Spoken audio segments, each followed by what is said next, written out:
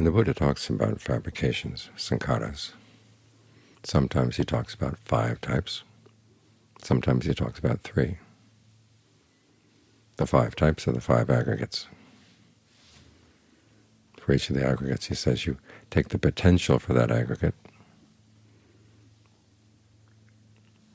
and then you fabricate it into the actual aggregate.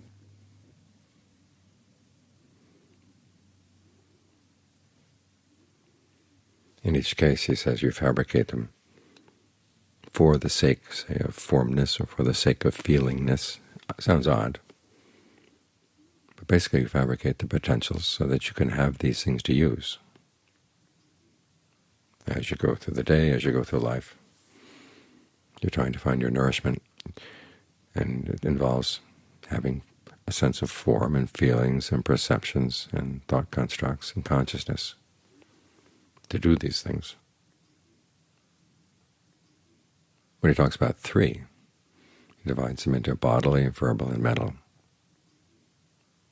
You get those on 2 levels. On the large level, that's bodily fabrication, just any intentional act you do with a body. Verbal fabrication is any intentional verbal act. Mental fabrication is any intentional mental act. These are the actions that give results in this lifetime and on into the next, and the next, and the next. But then he also talks about them on an immediate level, how you experience them in your meditation. In this case, bodily fabrication is the breath. Verbal is directed thought and evaluation as you pick up a topic and you make comments on it, ask questions about it, evaluate it. Then mental is perceptions and feelings. Perceptions are the mental labels you apply to things. Feelings are feeling tones. Pleasure, pain, neither pleasure nor pain.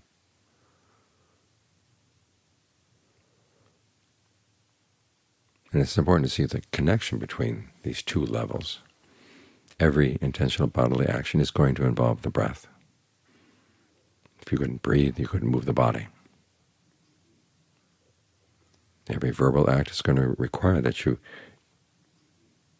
pick a topic and talk to yourself about it before you decide what to say outside. And all your mental actions are going to require perceptions and feelings.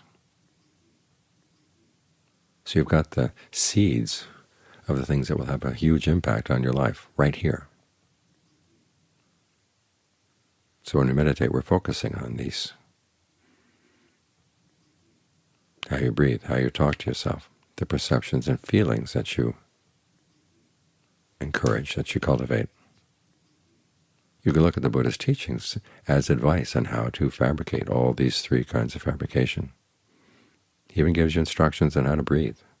Breathe in a way that makes you sensitive to rapture, sensitive to pleasure. Breathe in a way where you're aware of the whole body. Breathe in a way where you gladden the mind, concentrate the mind, liberate the mind. It gives you perceptions to hold in mind. Think of the pleasure going through the whole body. Perceive it as something that can happen. He even tells you what kind of feelings you want to cultivate. Learn how to breathe, learn how to pay attention to the breath in a way that gives rise to feelings of pleasure, feelings of ease. Of course, there are other instructions in the canon where he talks about bodily, verbal, and mental fabrications that he advises you to follow on the large scale, the kinds of actions to avoid, the kinds of actions to develop. It's all instructions in how to put things together in a skillful way.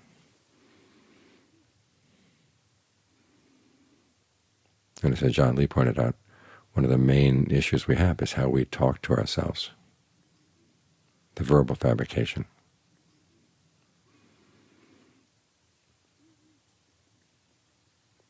For the sake of the practice, on the one hand, you have to believe that you can do it. Think about those verbs that they used to describe the Buddha's teachings. He not only instructed people, but he also urged them, roused them, encouraged them.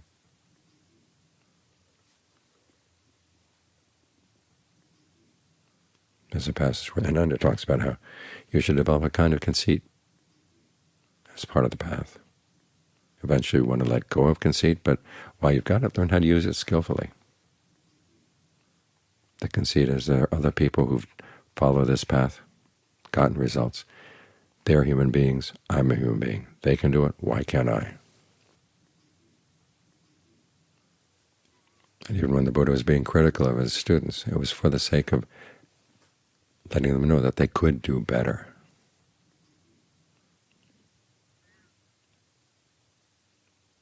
This is one of the roles that our sense of self plays on the path. We have the sense of self that, one, is capable of doing this, and then two, will benefit from doing it, and then three, can comment and improve your actions. That third one is often a troublemaker because our inner critic can have picked up a lot of strange values from the world outside. We live in a world where we're being judged by lots of different standards. And you can always find somebody's standards that you're not going to live up to. And think of the Buddha himself. He got criticized by people.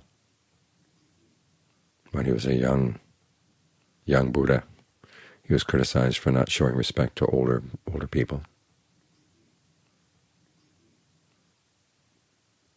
And people spread all kinds of lies about what he taught,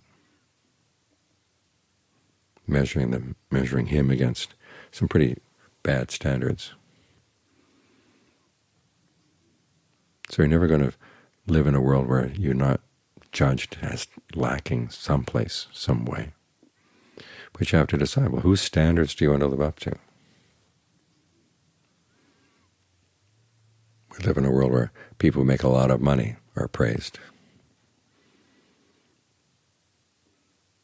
But is that a standard you want to measure yourself against?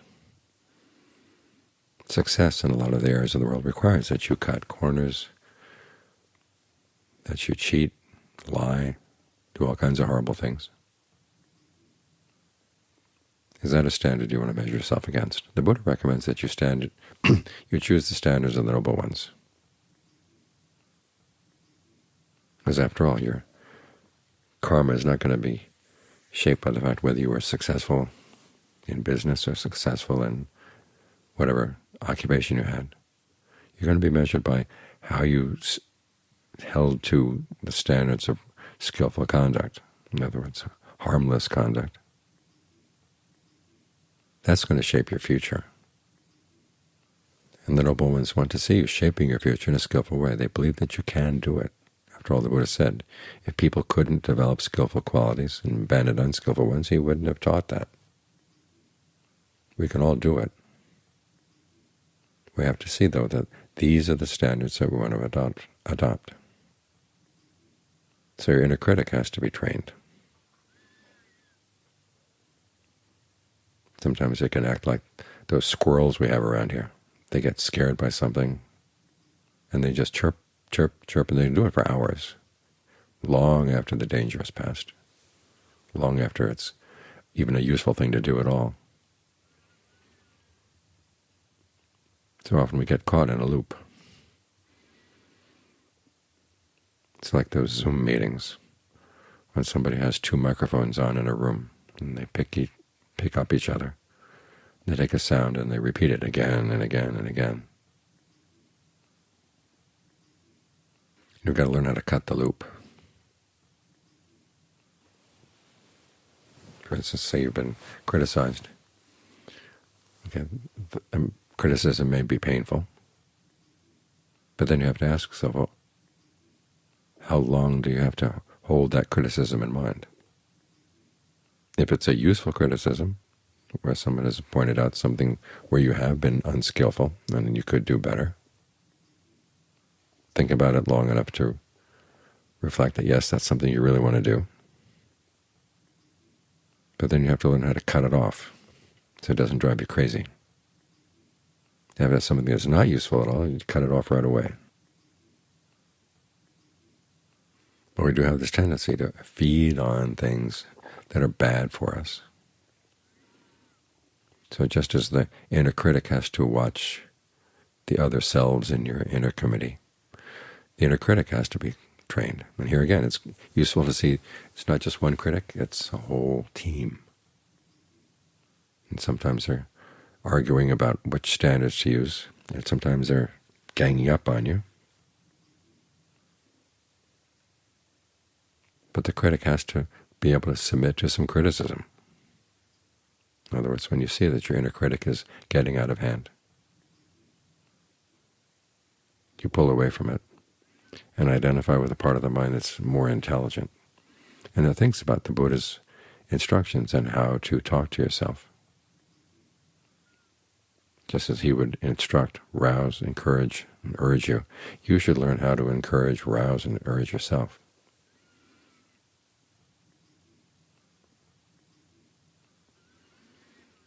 Because that's the whole point of your inner conversation, if you want to use it wisely, to figure out how you can improve yourself, and which areas are worth focusing on, which ones are not.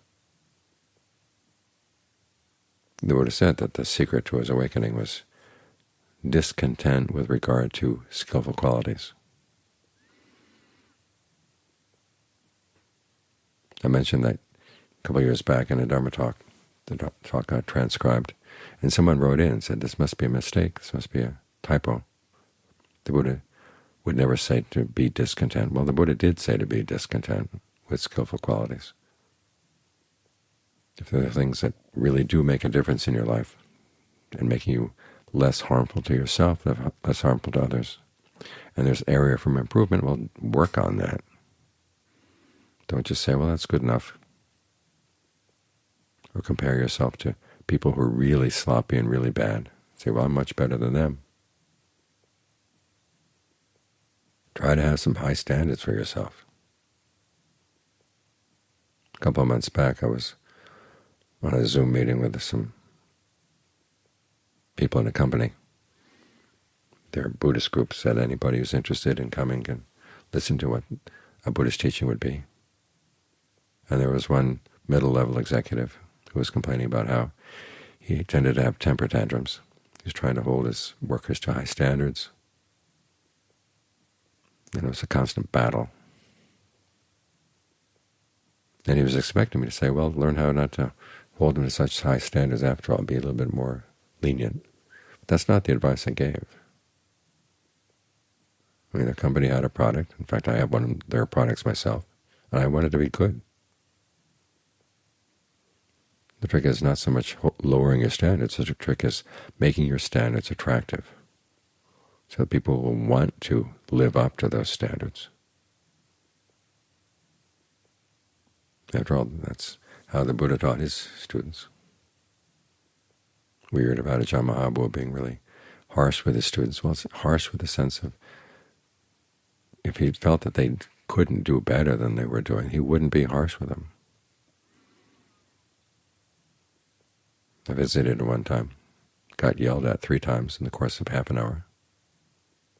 And the monk who went with me, who had been to visit Ajahn Mahabua many times before, was jealous. He said Ajahn Mahabua had never criticized him.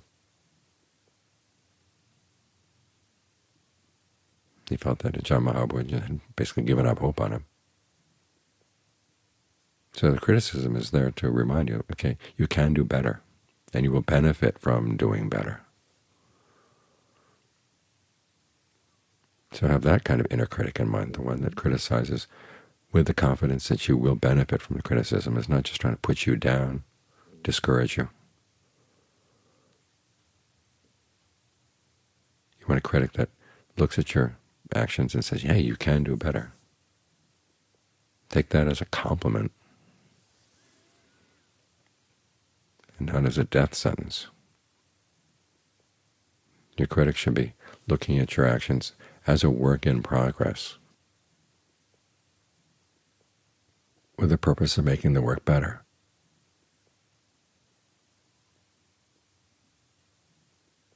So look at the examples of how the Buddha talked to himself, how he advised his students to talk to themselves.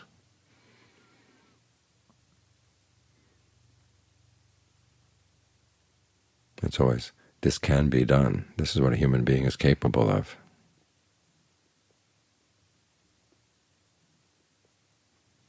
the standards that the Buddha used may not be the standards of the world around us, but the standards of the world are really undependable. As John Lee would say, the truth of the world is that it's not good. The goodness of the world is not true. In other words, it's not true in the sense of being reliable. A lot of it's just the fashions of the day, and they're going to change. But there are certain principles that are true across the board. This is why the Buddha had some teachings that he said were categorical, in other words, true in all circumstances, and others that were not. They were true for specific problems, specific places.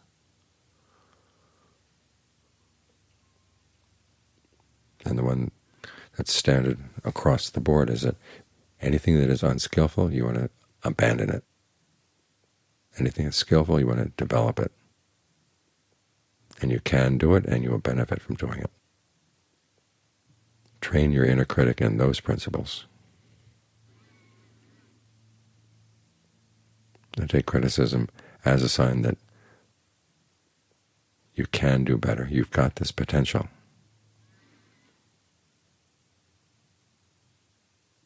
And you want to make the most of it.